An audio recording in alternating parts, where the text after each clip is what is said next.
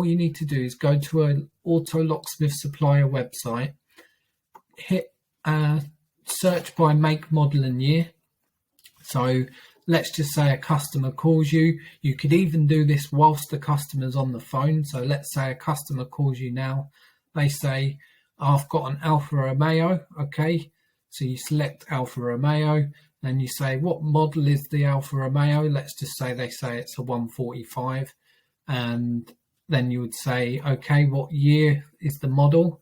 I'm going to just put 2001. And then you would just say, okay, I'm just going to check our availability.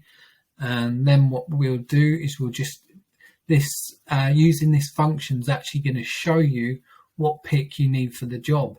It's going to give you the key profile and which transponder chip you need. So if we click through to this, we can even double check by seeing if our vehicle's listed down here in this list here. So it was an Alfa Romeo 2001, I think. So it would be this one or this one.